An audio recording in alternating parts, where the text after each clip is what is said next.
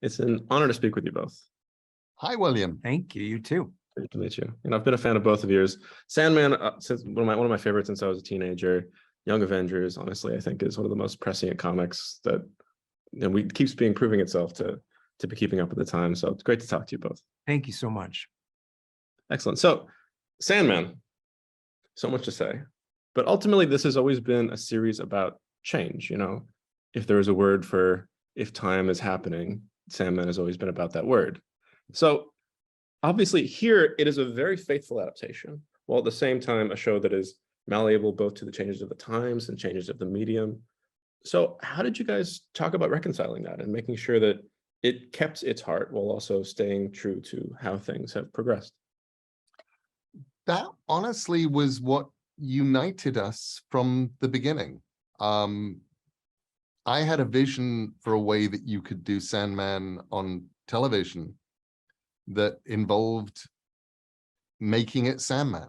There was no point in making it any less than the thing that we'd already made. There was no point in getting back and making it worse. I'd spent 30 years protecting the world from adaptations of Sandman that would have just been painful, awful, and terrible things. When I met Alan, David Goyer put the two of us together and we talked about the show. And then Alan and David came up to my place in Woodstock and we spent 3 days talking about the show. And it was obvious that we were all talking about the same show.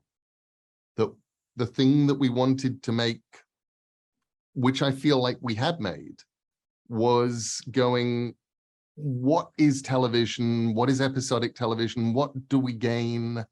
How can we rethread some of the story in ways that will work for television? How can we take things that I would have loved to have done when I was doing the comics, but I only had 24 pages and I only had 6 panels a page.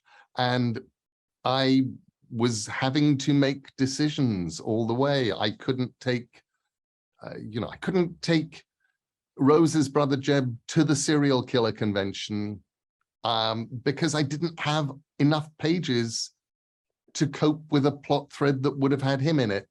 So I locked him in the trunk of a car for the whole episode, for the whole issue, because it actually was the only way to deal with him. But now we had so much more time, things opened up. And we knew what we were doing.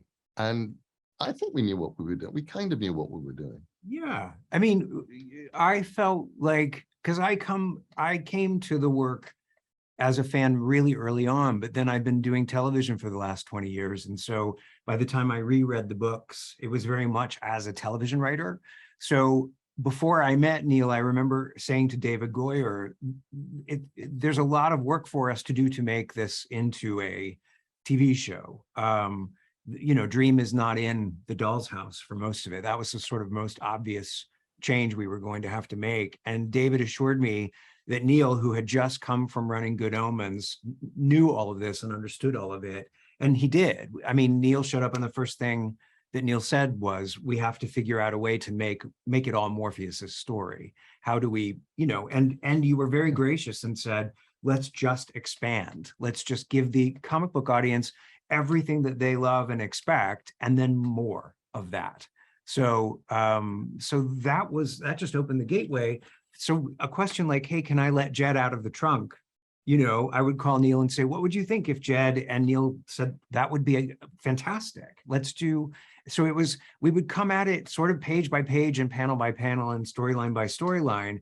How do we weave all these threads together into a cohesive whole that, especially in Doll's House, that is an ongoing story. So we're not just seeing Morpheus in the next to the last episode. He's there presiding over the entire thing. That's probably the biggest change that we ended up making. But what's fun with that is, while we were doing that, I also did things like print out all of my original scripts and gave them to Alan.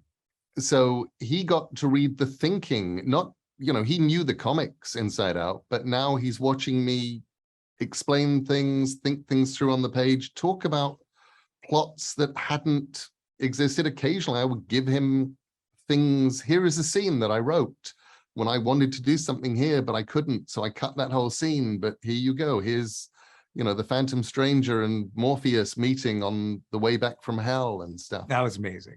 Just as a fan to get this stuff. And the scripts are all conversations with the artist and with the editors. So you're really getting a peek into 28-year-old Neil Gaiman's day. You know, here's why this page, here's why these pages are late. Here's what's happening in my laundry room right now. It's fantastic. I wish they would publish these. Yeah. So, No. yeah.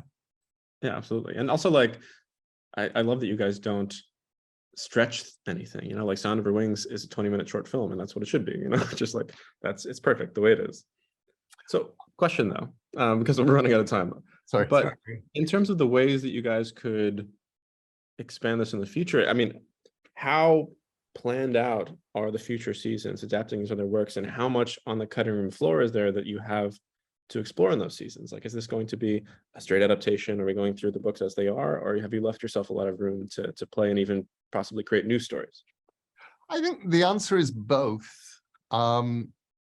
We haven't needed yet to create new stories, because normally when we look at the wall that we are trying to build and we see a hole in there that we need to fill, there's a lot of Sandman. There's 3,000 pages of Sandman. So we can go, hey, that little story, you know, that little 6-pager that I wrote for this thing here, actually, that would fill that tiny hole in the wall perfectly.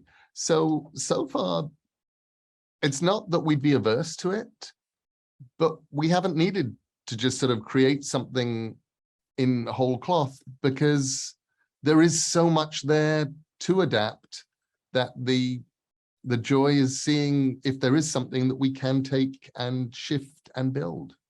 I think for me, the best example from this season is the Morpheus Lucien arc in Doll's House, which is not in the comic, but it's implied. Do you know, like, we just sort of, well, what's going on in the palace while Rose is being chased around by, you know, the Corinthian, and it was just being able to dig deeper into the Morpheus Lucien relationship.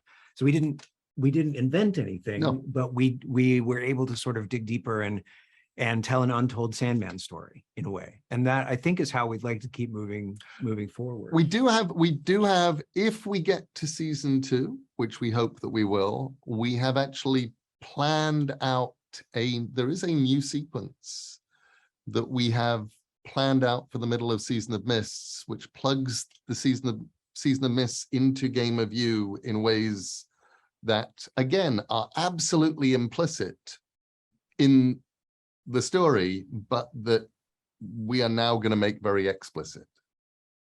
That's amazing. I can't wait. What you were talking about, now I remember, and I'm very excited. Yes. I'm very excited too, but I'm afraid that's all the time we have. It was great meeting you both. Thank you so much. Thank Such you, great Leighton. questions. And thank you for the kind words as well. Oh, my pleasure. My pleasure. Hopefully we'll talk again for season 2. Thank you. Thank you. Take care.